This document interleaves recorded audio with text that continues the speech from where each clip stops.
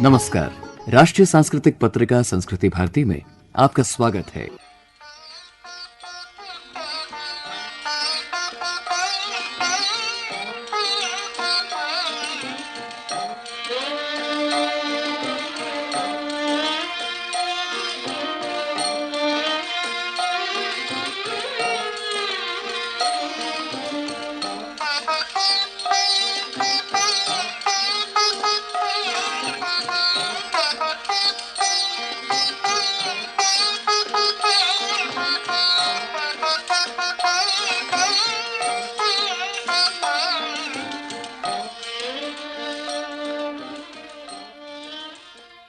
कल यानी 12 मार्च ही के दिन सन 1930 में महात्मा गांधी की अगुवाई में लगभग 78 लोगों ने साबरमती आश्रम से समुद्री तट पर स्थित दांडी की ओर एक ऐतिहासिक यात्रा शुरू की।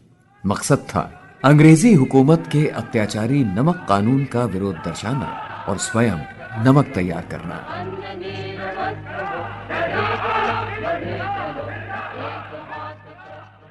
24 दिन की इस पैदल यात्रा में हर तरह के, हर क्षेत्र के लोग जुड़ते गए। कारवां बनता गया। इतने बड़े पैमाने पर उमड़ा देश का प्रतिनिधित्व मानो बरतानवी शासन से साफ शब्दों में कुछ कह रहा था। और सबसे बड़ी बात ये थी कि लाठियों के बदले थी अहिंसा, सिर्फ और सिर्फ सत्याग्रह।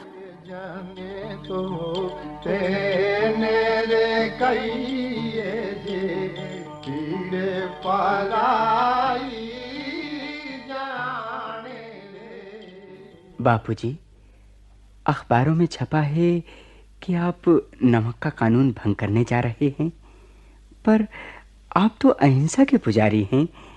क्या ये सही है? मैं कैसे कहूं कि ये बात सही है या गलत। मैं तो कहता हूं कि मैं उस मानव अधिकार को प्राप्त करने के लिए उत्सुक हूं जिससे हमें वंचित कर दिया गया है। किसी के घर में कोई अन्यायपूर्वक ताला डाल दे, उस घर का मालिक अपने घर में पहले की तरह जाना और रहना चाहे, तो क्या वो अनैतिक काम है? कानून भंग तो उसने किया जिसने अनाधिकार दूसरे के घर को दखल कर लिया है और उसे अंदर जाने से रोक रखा है, जिसका वो न्यायतः अधिकारी था। बापू, यदि सरकार बल प्रयोग करे तो क्या होगा? गलत काम करने वाले को हमें शांतिपूर्वक समझाना होगा। कोई भी सरकार जो कानून के द्वारा स्थापित हो वही कानून भंग करती रहे तो वो टिक नहीं सकती। Excuse me, you are going to break the SALT Act and trying to take law into your hands. हम कानून भंग करने की कल्पना भी नहीं कर सकते। दरअसल वो कानून नहीं है जो जनहित का विरोध करने के लिए जानबूझकर गढ़ा गया हो। ईश्वर के बनाए हुए कानून को गलत ठहराए जाने वाले जितने भी कानून गढ़े गए हैं वे टिक नहीं सकते। उन्हें जल्द से जल्द नष्ट कर देना हमारा जन्मजात अधिकार है। हम आज एक ऐसे कानून का विरोध करने जा रहे हैं जो ईश्वरीय कानून के विरोध में बनाया गया है।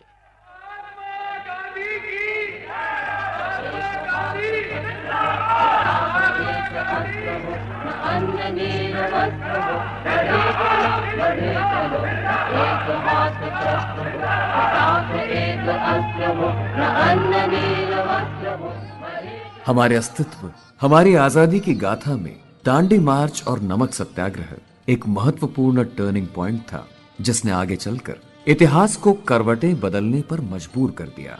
विश्व में कई जगहों पर न्याय और हक की लड़ाइयों में यह आंदोलन प्रेरणा की सक्रिय चिंगारी सफलतापूर्वक साबित हुआ। रेखांकित करने योग्य बात है कि दांडी सत्याग्रह में महिलाओं ने भी जोश के साथ हिस्सा लिया। कौन इस बात को भूल सकता है कि 1930 में ही इन्हीं दिनों मुंबई के मरीन ड्राइव के पास चौपाटी पर हुकूमत का विरोध दर्शाने और नमक तैयार करने के लिए सैकड़ों महिलाएं इकट्ठा हुईं और पुलिस ने उन पर लाठियां बरसाईं। देश के स्वाधीनता सेनानियों को, देश की नारी शक्ति को संस्कृति भारती का नमन।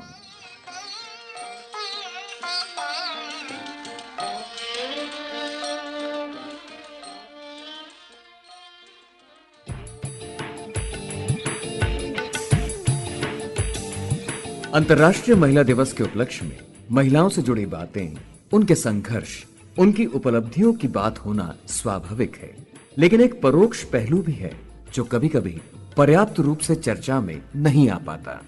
और वो पहलू है समाज में कुछ पुरुषों के योगदान का, वो भी महिलाओं की बेहतरी और खुशहाली की दिशा में। ऐसी ही एक विभूति थे भारत रत्न महान शिक्षाविद और समाज सुधारक महर्षि धोंडो केशव कर्वे। लगभग एक सदी पहले की समाज व्यवस्था में उन्होंने महिलाओं, खास तौर पर वंचित महिलाओं की शिक्षा पर जोर दिया और अपनी आर्थिक हैसियत से कहीं आगे जाकर इस दिशा में विलक्षण कदम उठाए। महर्षि कर्वे के कृतित्व पर प्रकाश डाल रही हैं एसएनडीटी वुमेन्स यूनिवर्सिटी की उपकुलपति प्रोफेसर शशिकला वंजारी, संस्कृता स्त्री पराशक्ति।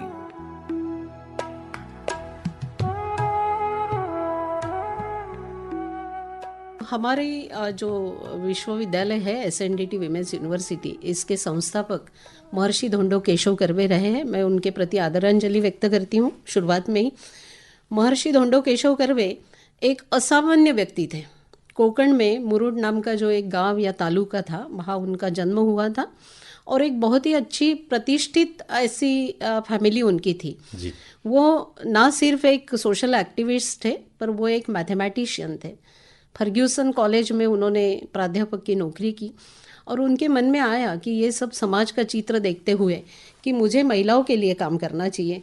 और बड़े अभिमान की बात है कि देश हमारा पारतंत्र में था, हमारा इंडिपेंडेंस हमको मिला नहीं था, देश स्वतंत्र नहीं हुआ था, हम गुलामी में थे। और उस वक्त उनके मन में ये एक भाव आया कि महिलाओं के लिए कुछ काम करना चाहिए। और इसलिए उन्होंने समाज का चित्र देखते हुए शुरुआत में ही उनके मन में एक बात बहुत यानी तकलीफ देने वाली थी, वो थी कि विडोज, विधवाएं, बाल विधवा होने की प्रथा तब थी और बाल विधवाओं को जो भी कष्ट सहन करना पड़ता था वो हम सब जानते हैं। तो तब उनके मन में एक छोटा सा एक विचार आया कि बाल विधवा के लिए कुछ एक हमने काम शुरू करना चाहिए।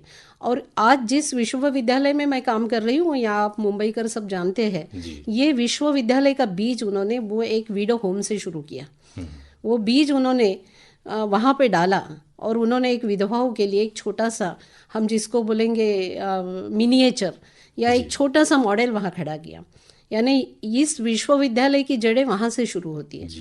और फिर उन्होंने आगे आगे उसको विश्वविद्यालय में रूपांतरित किया। वो एक्चुअली चाहते थे, वो जापान गए, खुद स्वयं जापान गए और वहाँ जापान में उन्होंने विश्वविद्यालय देखे, महिलाओं का काम देखा।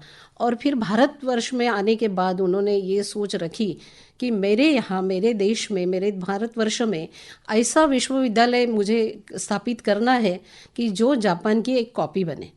और हम यानी हम सोच भी नहीं सकते, उनकी सोच देखिए कितनी दूरी तक उन्होंने सोचा था। उन्होंने यहाँ की कुछ महिलाओं को जापान भेजा और परिस्थिति वैसी यानी बहुत ही यानी क्या बोलेंगे अनुकूल नहीं थी। तो उन्होंने ठाकरसी जो थे हमारे सर विठलदास ठाकरसी, एक व्यावसायिक थे, उनके शिप पे कुछ महिलाओं को भेजा क्योंकि खर्चा नहीं कर पाते थे। और फिर वहाँ उन महिलाओं को आग्रह किया कि अध्ययन कीजिए, महिलाओं की स्थिति कैसी है। देखिए 100 साल पुरानी, 100 साल क्या, 125 साल पुरानी बात है। 1896 में उन्होंने इसका बीजारोपण किया है। यूनिवर्सिटी तो 1916 में आई, यानी इसका दृश्य स्वरूप जो हम देख रहे वो 1916 में है, पर हम 1896 में ही उन्होंने ये सब प्रयास किया है। तो उनकी दूरदृष्टि, उनका विजन, मिशन ये बहुत अलग था। और आपको ताजुब होगा कि उन्होंने बाल विधवा से शादी भी की। तो एक रोल मॉडल भी उन्होंने खुद के स्वयं के क्या बोलेंगे कार्य से समाज के सामने रखा। देखिए प्राथमिक शिक्षा में भी उन्होंने काम किया। आप अभी 100 साल के बाद भी देखोगे एसएनडीटी यूनिवर्सिटी के बारे में, तो आपको ध्यान में आएगा कि एकमेव यूनिवर्सिटी ऐसी है भारतवर्ष में, और सिर्फ भारतवर्ष में ही नहीं है, तो साउथ ईस्ट एशिया, दक्षिण पूर्व एशिया की ये पहली यूनिवर्सिटी है, महिला यूनिवर्सिटी, कि जहाँ पे नर्सरी से लेकर पीजी और पीएचडी तक सब अभ्यासक्रम या पाठ्यक्रम पढ़ाए जाते हैं। आज भी हमारी नर्सरी है। वो उन्होंने एक सपना देखा था कि भाई बालिका, और देखिए तब समाज का चित्र भी बहुत अलग था, विधवाएं थी, बालिका को शिक्षण नहीं था। उन्होंने तो ये पूरा प्रयास कोंकण से किया है। आज भी हमें यानी अनुभव आता है कि कोकण में इतनी शिक्षा की व्यवस्था नहीं है। 100 साल, 125 साल 1896 में उन्होंने कोकण प्रांत से, दापोली से इन्होंने काम शुरू किया। तो वो निश्चित रूप से एक चाहते थे, उन्होंने एक ख्वाब देखा था कि, और विशेष रूप से हम देखेंगे तो लिटरेसी रेट 1.8 था, यानी हार्डली 2% महिलाएं शिक्षा लेती थी। और इतिहास को भी देखेंगे तो राजा महाराजा या जिनके परिवार में बहुत अच्छे शिक्षा का अनुकूल वातावरण था वही शिक्षा ले सकती थी। अब यदि महर्षि कर्वे जी ने प्राथमिक शिक्षा को बढ़ावा दिया या उसको प्रोत्साहित किया तो वो तो निश्चित रूप से चाहते थे। और सोशल रिफॉर्म्स बहुत हुए थे महाराष्ट्र में, उस ज़माने में वो कर सकते, तो आज भी हम कर सकते हैं। उन्होंने जैसे महर्षि कर्वे स्त्री शिक्षण संस्था एक पैरेलल जो मॉडल खड़ा किया है पुणे में, कोकण से ही आया ये मॉडल। आज उनके पास भी नर्सरी और बहुत सारे कॉलेजेस है। और दूसरा मॉडल ये यूनिवर्सिटी का था, इसको उन्होंने यूनिवर्सिटी में कन्वर्ट किया। और वो जो मॉडल है दूसरा, वो महर्षि कर्वे स्त्री शिक्षण संस्था करके आज भी कर्वे नगर में पुणे में स्थित है। एक विशेष बात उन्होंने की कि महिला यूनिवर्सिटी जो है वो पहले इंडियन वीमेन यूनिवर्सिटी के नाम से जानी जाती थी। 1916 में उनको थोड़ा सा फाइनेंशियल क्रंच आया, इसलिए वो सर विठलदास ठाकरसी के पास गए। उन्हें बहुत काफ़ी अनुरोध किया कि भाई इस विश्वविद्यालय को आगे बढ़ाने के लिए कुछ धनराशि मिले। तो इसलिए उन्होंने, ठाकरसी ने उस ज़माने में 100 साल पहले 15 लाख रुपए दिए और एक कल्पना उनको दी कि भाई मेरी मातोश्री जो है नाथीबाई दामोदर ठाकरसी, उनका यदि नाम देते हैं तो बहुत ही अच्छा रहेगा। और इसलिए इसका नामकरण इंडियन वीमेन यूनिवर्सिटी से लेकर ये श्रीमती नाथीबाई दामोदर ठाकरसी हुआ।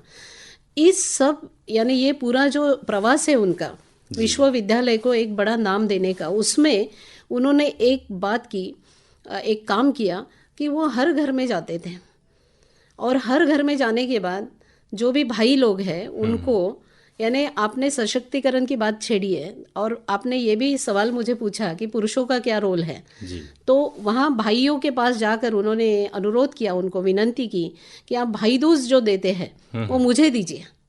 हर घर में जाके, अब उस जमाने में 1 रुपया होगा, 50 पैसे होंगे, 10 रुपये होंगे, ये उसका मूल्य तो बिल्कुल अमूल्य है। वो ये भाई दूज वाली जो संकल्पना है वो महर्षि कर्वे जी ने लाई और घर घर में जाके एक झोली उनके पास रहती थी और वो पैसे मांगते थे। अब ये तो कहीं इस पे हम लोग प्रकाश ही नहीं डाल सकते। अभी मैंने यूनिवर्सिटी में ये भाई दूज संकल्पना जो है उसको 93 ईयर्स हुए हैं, यानी 93 साल पहले इन्होंने ये संकल्पना लाई थी। मैंने यूनिवर्सिटी में मैंने यहाँ पे कार्यभार संभालने के बाद ये संकल्पना फिर से मैंने उसको प्रभावित की है और अभी हम लोग काफ़ी उसको भाई दूज निधि संकलन कर रहे हैं। तो ये मोटिवेशनल है, एक प्रेरणादायी है कि भाई हम हमारे बहन को उसको एक कुछ ना कुछ हम लोग क्या बोलेंगे उसको देते हैं भाई दूज के बहाने। तो उसका उपयोग उन्होंने शिक्षा में किया, एक पहली बात। दूसरी बात उन्होंने ये की कि वर्नैकुलर लैंग्वेज में शिक्षा का माध्यम ये वर्नैकुलर लैंग्वेज रखा, मराठी, हिंदी, इंग्लिश और गुजराती। तो इसलिए 4 भाषा में, यानी इंग्लिश भला ही नहीं है पर गुजराती, हिंदी और मराठी, ये तीनों भाषाओं में अध्ययन करने के लिए एक लड़कियों को सुविधा करके दी।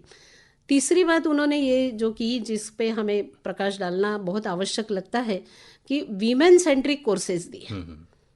हमारे विश्वविद्यालय में बहुत सारी साइंस फैकल्टीज़ या बहुत सारे साइंस के कोर्सेज नहीं है, पर जो भी कोर्सेज है वो महिलाओं की आवश्यकता देखकर, जैसे ज्वेलरी डिज़ाइन है, फैशन है, फिर होम साइंस है, फिर सोशल साइंसेस है, फिर गुजराती भाषा है, इसको उन्होंने ज़्यादा इम्पोर्टेंस दिया। यानी कालानुरूप जिसको बोलते हैं ना, उसके अनुसार उन्होंने अभ्यासक्रम या पाठ्यक्रम को भी महत्व देकर यूनिवर्सिटी में उसका, यानी उसको आधार बना के महिलाओं को शिक्षा दी।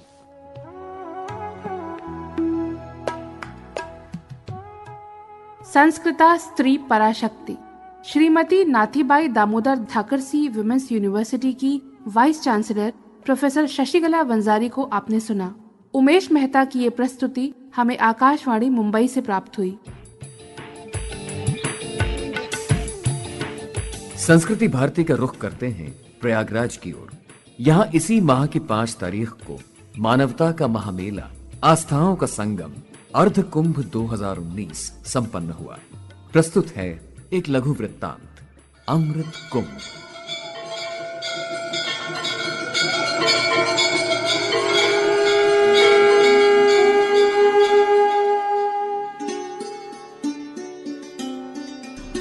कुंभ मेला 2019 अपनी संपूर्ण भव्यता और दिव्यता के साथ विगत 5 मार्च 2019 को महाशिवरात्रि के स्नान पर्व के साथ संपन्न हो गया और छोड़ गया अपनी पावनता और भव्यता की यादें, जिन्हें आने वाली पीढ़ियां सुनकर और पढ़कर ही जान सकेंगी। लेकिन जिन्होंने इस महा आयोजन को जिया है, अपने नयनों से इसके अभिराम रूप को निहारा है, उनके लिए यह अविस्मरणीय है, जिसका बखान करने में शब्द अशक्त हो जाते हैं। भक्ति भाव से सराबोर श्रद्धालु दूर से पैदल चलकर मेला क्षेत्र में प्रवेश कर पा रहे थे, क्योंकि स्नान और यातायात दोनों को सुगम बनाने के लिए मेला प्रशासन द्वारा मेले से काफी दूर पार्किंग में वाहन रोक दिए जाते थे। मौनी अमावस्या के स्नान के उपरांत मौसम में कुछ गुनगुनाहट आने लगी थी।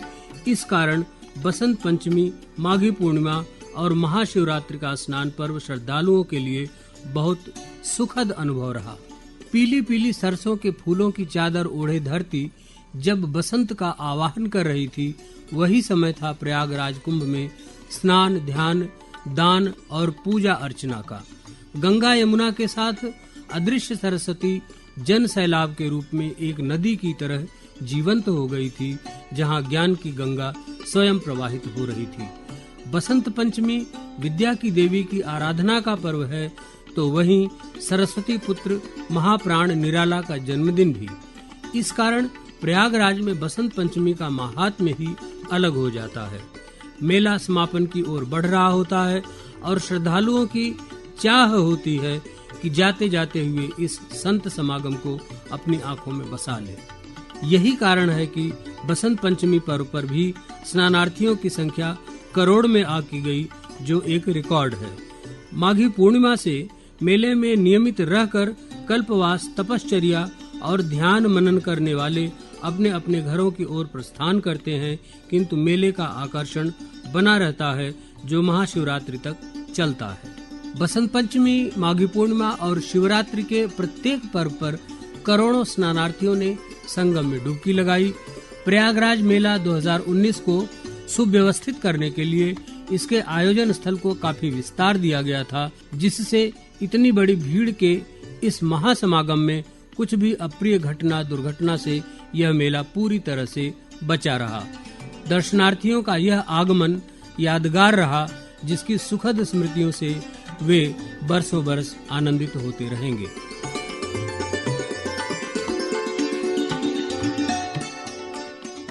कपिल जी, इस समय आप कुंभ में आए हुए हैं और यहाँ विभिन्न संस्कृतियों को देख रहे हैं। देहात से लोग आए हुए हैं, शहरों से आए हुए हैं, विदेश से आए हुए हैं। आपको कैसा लग रहा है? अद्भुत लग रहा है। और जो दिव्य कुंभ भव्य कुंभ का एक स्लोगन था, वो यहाँ जीवंत होता हुआ दिख रहा है। कुछ तो दिव्य है यहाँ पर, यहाँ आने वाले लोगों में भी और यहाँ की व्यवस्था में भी। मैं अपने पूरे परिवार के साथ आया, मेरी माताजी, मेरी बिटिया, मेरी वाइफ, और उसके बाद 2 दिन बाद में दोबारा अभी आया। दोनों बार गंगा स्नान भी किया। तो गंगा का जो संगम है, उसका स्नान, उसकी जो एहसास है, वो अपने आप में बहुत अलग है। तो जो व्यवस्थापक है उनको भी और यहाँ आने वाले हर किसी को बहुत बहुत नमन है। और ऐसा लग रहा है पूरा हिंदुस्तान और उसकी जो पूरी की पूरी ऋषि परंपरा और ज्ञान परंपरा है, वो सब कुछ एक, उसका भी एक संगम यहाँ पे हो रहा है। आकाशवाणी प्रयागराज द्वारा बसंत पंचमी, माघी पूर्णिमा और महाशिवरात्रि पर्वों पर मेले की गतिविधियों का सजीव प्रसारण किया गया। देश प्रदेश के श्रोताओं ने इसे सुना और जाना। संगम तट से मैं मनदीप कौर अपने साथी कमेंटेटर श्री कृष्ण के साथ आपका स्वागत करती हूँ, अभिनंदन करती हूँ, बसंत पर्व की हार्दिक शुभकामनाएं देती हूँ। विश्व का सबसे विराट और समृद्ध पौराणिक, आध्यात्मिक और सांस्कृतिक महासमागम का यहाँ महापर्व मनाया जा रहा है। शाही स्नान पर्व चल रहा है, साथ साथ बसंत पर्व का स्नान पर्व चल रहा है। आरोग्यवर्धी जल पर्व है। माघ पंचमी, श्री पंचमी और ज्ञान पंचमी का ये महापर्व है, बसंत पर्व है। इस सुंदर पर्वों की माला के बीच, इस सुंदर पर्वों की श्रृंखला के बीच जो कुंभ नगरी है, जो यहाँ का संगम तट है, उसका जो दृश्य है, उसका जो सौंदर्य है, वो अद्भुत है, विहंगम है। कहा जा सकता है कि नील गगन पर सूर्य उगा है। प्रयागराज कुंभ के अवसर पर इस आयोजन को जन जन तक पहुँचाने के लिए आकाशवाणी के अतिरिक्त चैनल कुंभवाणी ने महती योगदान दिया। श्रोताओं ने इसे सुना और भरपूर सराहा। भारत की समृद्ध सांस्कृतिक विरासत की बात हो तो लोक संगीत की बात सहज ही आती है। मेला प्रांगण में 14 और 15 फरवरी को लोक भजन संध्या का भी आयोजन किया गया। दिव्य और भव्य कुंभ के बीच आकाशवाणी के माध्यम से आश्रया द्विवेदी जी का मैं आवाहन करता हूं कि वो मंच पर आएं। हो कि चल हो संगवाना लागल कुंभ के नहनवा, हो कि चल हो संगवाना लागल कुंभ के नहनवा, चल चल चल कुंभ के नहनवा, हो कि चल हो संगवाना करी चल हो हम संगवा, चल चल सखिया। अगली प्रस्तुति के साथ अपने किसी गीत को लेकर वो आपके बीच आए। प्रतिमा मिश्रा। ढूर की जाल हो हमरी अखिया के पनिया, ढूर की जाल हो हमरी अखिया के पनिया, ढूर की जाल हो पिया परदेसिया के बाल माँ विदेसिया के सैया, परदेसिया की आवे जब सुधिया, ढूर की जाल हो हाँ ढूर की जाल हो हाँ ढूर की जाल हो।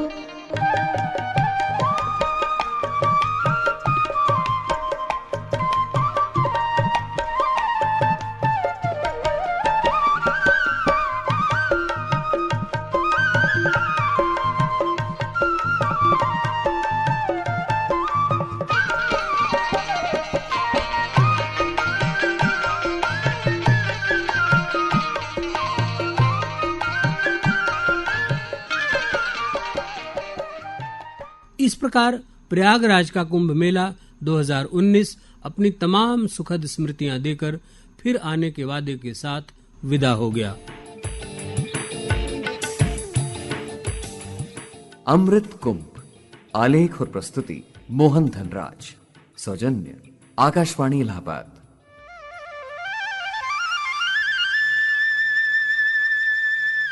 अंतर्राष्ट्रीय महिला दिवस के अवसर पर राष्ट्रपति भवन में आयोजित एक विशेष कार्यक्रम में 44 महिलाओं को माननीय राष्ट्रपति ने नारी शक्ति पुरस्कार प्रदान किए।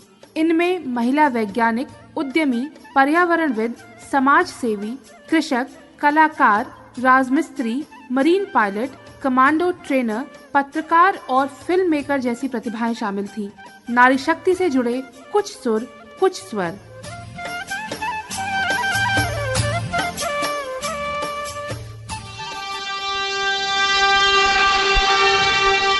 Our Honorable President Sri Ramnath Kovind, with military precision, is heading towards the chair, measured steps, followed by his people, gradually. माननीय राष्ट्रपति महोदय, आपकी अनुमति हो तो नारी शक्ति पुरस्कार 2018 कार्यक्रम प्रारंभ किया जाए। 2018 के लिए नारी शक्ति पुरस्कार वितरण समारोह में आप सभी का हार्दिक स्वागत। नारी शक्ति पुरस्कार समाज की समृद्धि और महिलाओं के सशक्तिकरण में व्यक्तिगत महिलाओं एवं संस्थाओं के असाधारण योगदान के लिए उन्हें प्रदान किए जाते हैं। इन महिलाओं ने अपने अपने क्षेत्रों में तथा राष्ट्र निर्माण में असाधारण योगदान दिया है। ये पुरस्कार बेहतर समाज के निर्माण, महिलाओं के साहस और उनके समर्पण का प्रतीक हैं। मैं माननीय राष्ट्रपति जी से निवेदन करती हूं कि वो वर्ष 2018 के लिए नारी शक्ति पुरस्कार प्रदान करें। Doctor A Seema, centre for materials for electronics technology में एक वैज्ञानिक के रूप में आपने स्तन कैंसर की शुरुआती पहचान और जांच के लिए तकनीक विकसित की है। Just received her award of 1 lakh rupees and a certificate. A must huge Sushri Anshu Khanna, applause. Next is Anshu Khanna. महल कारखाना की परंपरा को पुनर्जीवित करके आपकी परियोजना रॉयल फेबल्स ने महिला शिल्पकारों को सशक्त बनाया है। सुश्री अनु मल्होत्रा, आप एक सम्मानित फिल्म निर्माता हैं। अपने फिल्मों के माध्यम से आपने कई लोगों के जीवन और विचारों को प्रभावित किया है। सुश्री चेतना गाला सिन्हा, आपने ग्रामीण महिलाओं द्वारा तथा उनके लिए बैंक की स्थापना की है जो महिला उद्यमियों को वित्तीय सेवाएं प्रदान करता है। सुश्री दिव्या नारायण कॉन्ट्रैक्टर, आप स्थानीय परंपराओं से प्रेरित पर्यावरण के अनुकूल इको फ्रेंडली घरों को डिजाइन करती हैं। सुश्री मुनु स्वामी शांति, सतीश धवन स्पेस सेंटर की एक उल्लेखनीय महिला वैज्ञानिक के रूप में आप देश भर के युवा वैज्ञानिकों को प्रेरित करती हैं।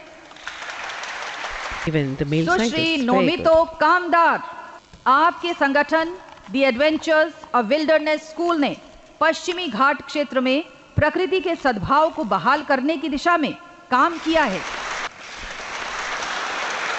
सुश्री प्रज्ञा प्रसून, आप एसिड हमलों से बचे लोगों को राहत और पुनर्वास प्रदान करती हैं और उनके उपचार में मदद करती हैं। देश की नारी शक्ति पर हमें नाज है।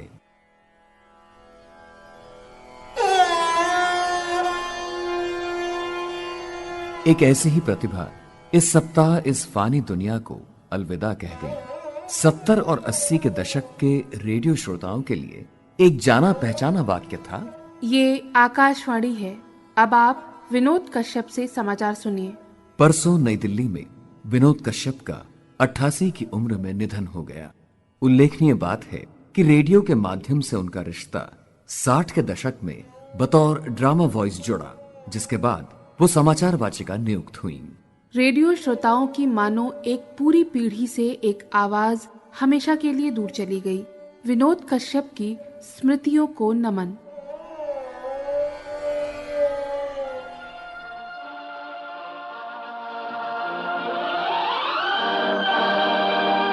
गत 25 फरवरी को इंडिया गेट के निकट नवनिर्मित नेशनल वॉर मेमोरियल राष्ट्रीय समर स्मारक राष्ट्र को समर्पित किया गया। इस कॉम्प्लेक्स में स्थापित अमर चक्र, वीरता चक्र, त्याग चक्र और रक्षक चक्र देश के सुरक्षा बलों के सर्वोच्च सेवा भाव के दर्शन को परिलक्षित करते हैं। 1947 के बाद विभिन्न चुनौतियों का बहादुरी से सामना करते हुए शहीद होने वाले सुरक्षा कर्मियों के नाम स्मारक पर अंकित हैं। गहराई से देखा जाए तो किसी भी देशवासी के लिए यहाँ जाना किसी तीर्थ यात्रा से कम नहीं है। पौरों से महकी अमराई, मलय पवन ने बीन बजाई, मलय पवन ने बीन बजाई। तन मन में जागा आनंद है, भाग लिए आया बसंत है। फाग मनाओ, अरे भाई फाग मनाओ, गगन में रंग उड़ाओ। फागुन माह चल रहा है, एक सप्ताह बाद होली है। इस बार आप सब सौहार्द और भाईचारे के चमकीले रंगों में एक दूसरे को भिगो दें, शराबोर कर दें, नई दोस्ती, नए रिश्तों के गहरे रंग जमाएं। शुभकामनाओं के साथ संपन्न होता है संस्कृति भारती का ये अंक। मनोज माइंडकर और नवोदिता मिश्रा को अनुमति दीजिए। नमस्कार। नमस्कार।